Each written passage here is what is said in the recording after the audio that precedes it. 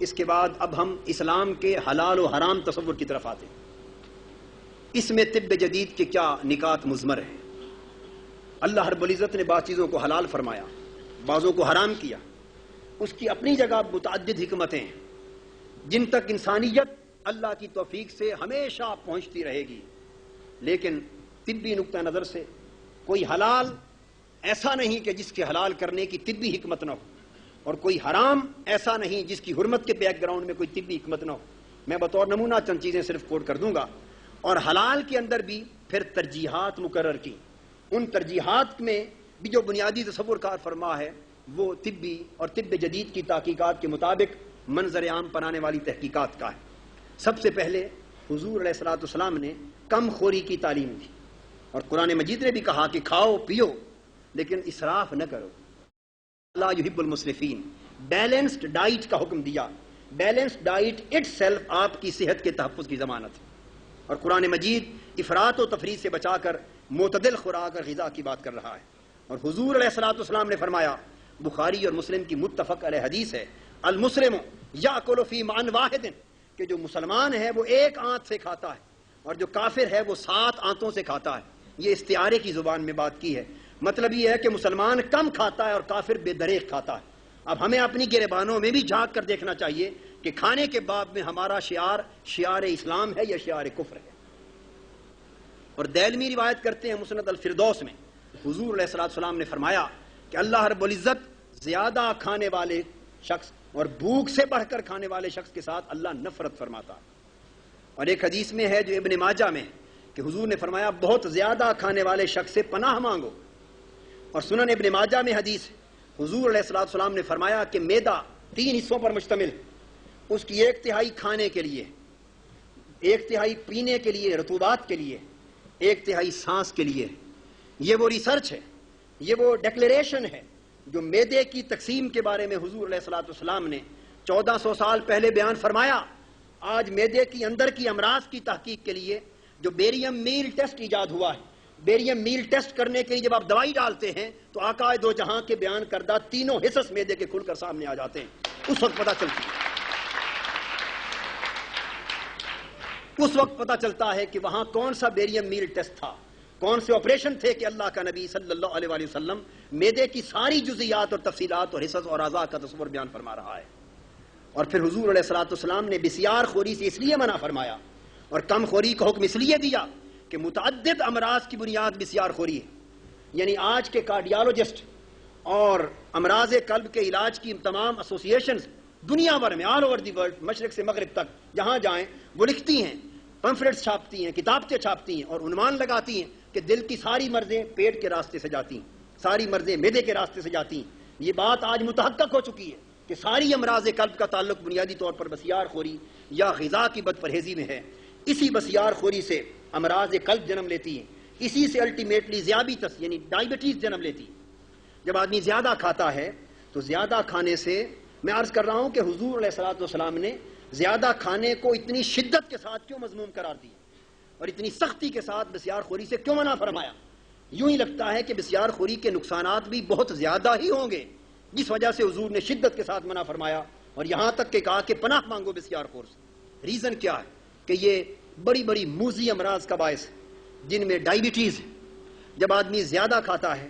تو اس زیادہ کھانے کے نتیجے میں لبلبے کو، پینکریاس کو زیادہ کام کرنا پڑتا ہے، اور وہ زیادہ کام کر کر کے اس کے خلیے یعنی سیلز تھک جاتے ہیں۔ جب تھک جاتے ہیں وہ کام کرنا چھوڑ دیتے ہیں، جب وہ کام کرنا چھوڑ دیتے ہیں اس کے نتیجے میں انسولین کم ہو جاتی ہے، وہ ہارمون جو پینکریاس، جب انسولین کم ہو جاتی ہے تو اس کے نتیجے میں وہ اس سے جو کھانے کی شوگر جو کیلوریز میں بدلتی تھی، حرارے بنتے تھے، اس میں بدلنا ہونا بند ہو جاتی ہے اور وہ شکر خون میں جمع ہونا شروع ہو جاتی ہے، اس سے شکر کی مقدار بڑھ جاتی ہے اور اسی کو ڈائبٹیز کہتے ہیں۔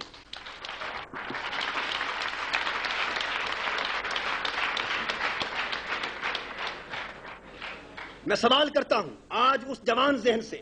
آج کی جدید نسل سے اور اپنے عزیزان گرامی قدر طلبہ و طالبات سے کہ اگر آپ کا اسلام کی نسبت یہ تصور پڑھنے سے یا کسی کے بتانے سے اس طرح واضح نہ تھا تو آپ ذرا صدق اور اخلاص کے ساتھ اور پوری ڈیووشن اور کنسنٹریشن کے ساتھ ذرا سمجھنے کی تو کوشش کیجئے اس وقت کون سے معالج تھے، کون سی سائنس تھی میڈیسن کی، کون سے میڈیکل کالج تھے جس نے آقائے دو جہاں کو ان سارے تصورات سے آگاہ کیا کہ آقائے دو جہاں جہاں افراد کے ظاہر کی اصلاح کے لیے ان کے حوالے ظاہری پر نگاہ رکھتے ہیں، ان کے باطن کی اصلاح کے لیے اور اندر کی پوشیدہ امراض کی اصلاح کے لیے ہر شخص کے باطن و باطن کے بھی نظر رکھتے ہیں، اور وہ علاج تجویز کرتے ہیں کہ ایک ہی علاج سے ظاہر بھی سنور رہا ہے، باطن بھی سنور رہا ہے، روح بھی سنور رہی ہے اور جسم بھی سنور رہا ہے۔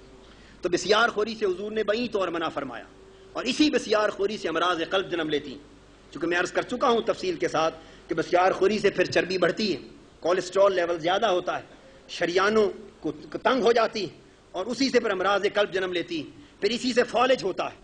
اگر دماغ میں وہ شریان کوئی تنگ ہو جائے تو اس کا فالج صورت پیدا ہو جاتی ہے، باقی ہر چیز میں ہو جائے تو ہارٹ ٹربلز اور ہارٹ اٹیکس ہوتے ہیں، اسی سے مخبوط اور حواسی کی مرض جنم لیتی ہے۔ اس بسیار خوری سے بول و براز کا بے قابو ہو جانا پیدا ہوتا ہے، اسی سے موٹاپا پیدا ہوتا ہے، اسی سے بلڈ پریشر اور دیگر موذی امراض جنم لیتی ہے۔ پھر حضور علیہ الصلوۃ والسلام نے جانوروں کے اندر حلال اور حرام کا فرق فرمایا، اور حلال جانوروں میں بڑے جانور کو حلال کیا، اور بڑے جانور گائے اور بھینس وغیرہ حلال کا ارشاد فرمایا۔ لیکن یہ جتنے جانور بڑے ہوتے ہیں آپ مجھ سے بدرجہ بہتر سمجھتے ہیں، ان کا گوشت کا کولیسٹرول بھی زیادہ ہوتا ہے۔ جانور جو جو چھوٹے ہوتے چلے جاتے ہیں کولیسٹرول لیول گوشت میں کم ہوتا چلا جاتا ہے۔ حلال قرار دیا گائے اور بھینس کے گوشت کو،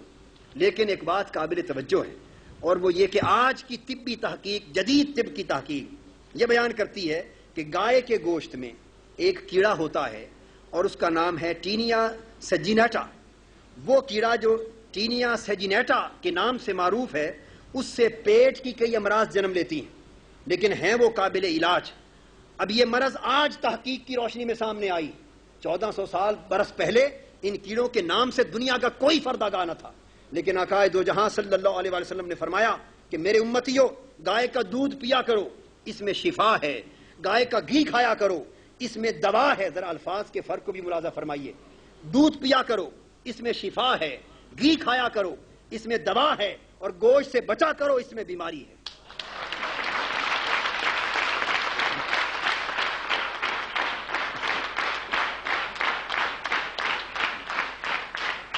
اب آپ کے ذہن میں سوال پیدا ہو سکتا ہے کہ جب فرمایا کہ بچا کرو اس میں بیماری ہے تو پھر اس گوشت کو حلال کیوں قرار دیا؟ اللہ کے رسول کی نظر اس پر بھی ہے کہ جو بیماری لا علاج ہو اسے حرام کر دیتے ہیں، جو قابل علاج ہو اسے حلال ٹھہرا کر ناپسند کرتے ہیں۔ یہ علاج والی بیماری ہے۔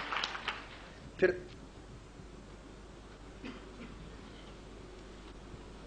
اس کے بعد چھوٹا گوشت ہے بکرے کا، اس کے گوشت کا کولیسٹرول لیول کم ہے، لیکن اس کے اندر پھر مختلف مقامات ہیں، جس طرح گردے ہیں، کلیجی، صاف ظاہر ہے، ان کا کولیسٹرول پھر زیادہ ہوتا ہے، اور ان گوشت کے مختلف مقامات سے سب سے کم کولیسٹرول رکھنے والا اور چربی رکھنے والا گوشت کا حصہ بکرے میں گردن کا گوشت ہے۔ آج کی جدید طب اس امر سے متفق ہے، لیکن اس آقائے دو جہاں صلی اللہ علیہ وسلم جس کو علامہ اقبال دانائے راز کہتے ہیں اور دانائے سبل کہتے ہیں، ذرا اس سے بھی پوچھ کر دیکھو، حضور علیہ الصلوۃ والسلام فرماتے ہیں کہ یوں تو بکرے کا سارا گوشت اچھا ہے، لیکن گردن کا گوشت کھاؤ تو اس سے نقصان نہیں ہوتا، یعنی اس کا کولیسٹرول چربی سب سے زیادہ کم ہے۔ اور پھر اس سے آگے کم کولیسٹرول والے جانور وہ ہیں جو پرندے ہیں،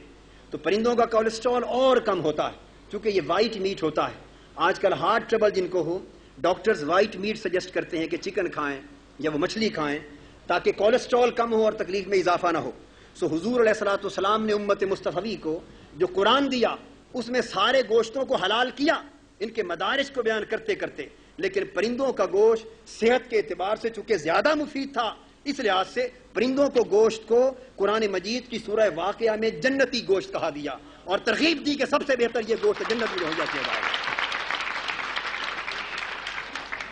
اور فرمایا جنت میں پرندے اڑتے ہوں گے اور ان کا گوشت تمہیں ملے گا۔ کیوں؟ اس لیے کہ جنت وہ جگہ ہے جہاں مرض کا نام نہیں، وہاں گوشت بھی وہ چاہیے جس سے مرض پیدا ہونے کا امکان کم سے کم تر ہو۔ یہ قرآن کی تعلیم۔ پھر حضور علیہ الصلوۃ والسلام مچھلی کو پسند فرماتے وائٹ میٹ ہونے کی بنا پر،